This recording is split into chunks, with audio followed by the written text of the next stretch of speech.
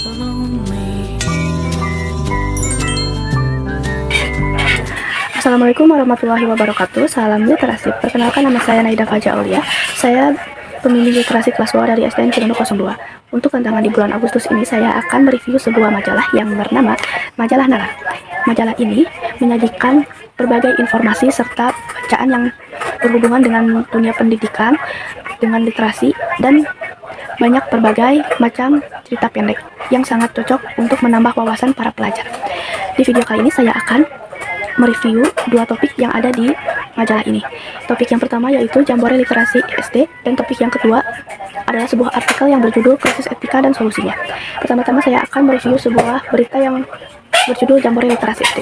Di sini saya sudah membuat kertas lembar review majalah nalarnya. Judulnya Jambore Literasi SD, pengarangnya Iman, tahun terbitnya diterbitkan pada bulan Januari 2026. Berita ini membahas kegiatan Jambore Literasi 2025 yang dilaksanakan di Tirta Kamelia, Kabupaten Bandung.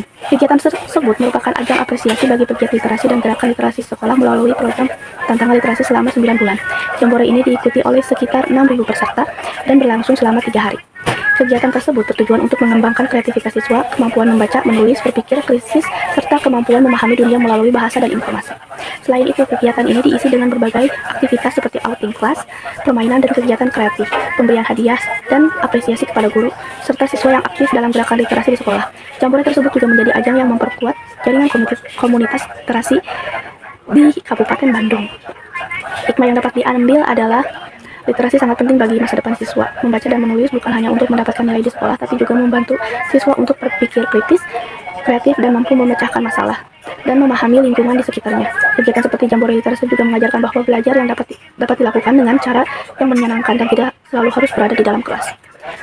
Ini adalah beberapa kelebihannya. Informasinya mengenai kegiatan tersebut disampaikan cukup jelas.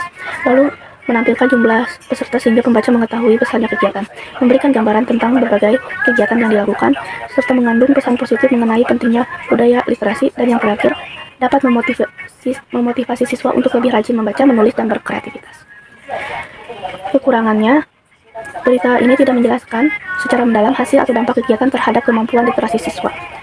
Hal yang saya sukai dalam berita ini adalah berita ini menunjukkan bahwa literasi tidak hanya dilakukan untuk membaca buku, tetapi juga bisa dilakukan melalui permainan, kreativitas, dan kegiatan bersama. Hal tersebut membuat kegiatan belajar menjadi lebih menarik dan menyenangkan bagi siswa.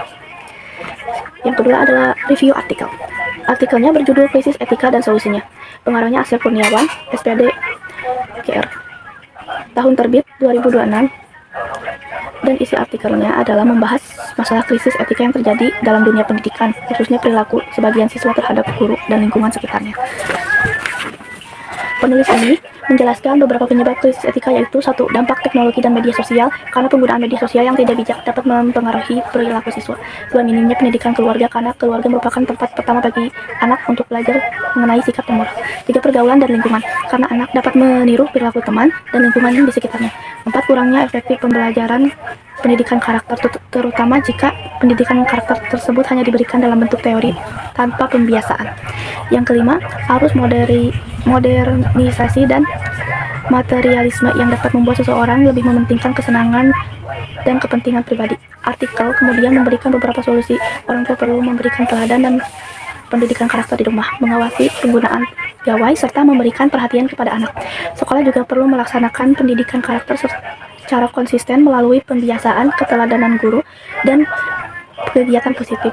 Selain itu, masyarakat dan pemerintah juga memiliki peran dalam menciptakan lingkungan yang mendukung pembentukan karakter yang baik.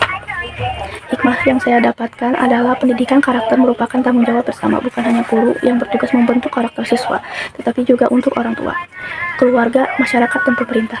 Kita juga harus bijak menggunakan teknologi dan media sosial. Teknologi dapat memberikan manfaat jika digunakan dengan baik, tetapi dapat memberikan pengaruh buruk jika digunakan tanpa pengawasan. Kelebihan dari artikel ini adalah topik yang dibahas sangat dekat dengan kehidupan siswa saat ini.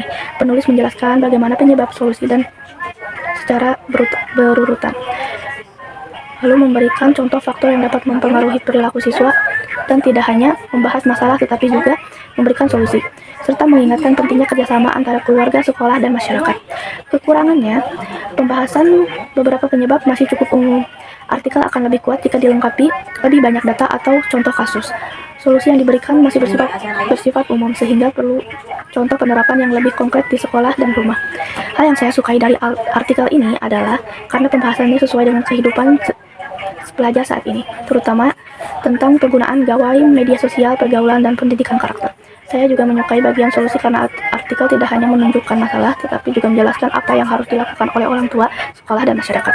Kesimpulannya, dari berita dan artikel yang saya review adalah kedua bacaan tersebut memiliki tema yang berbeda tetapi saling berkaitan dengan dunia pendidikan.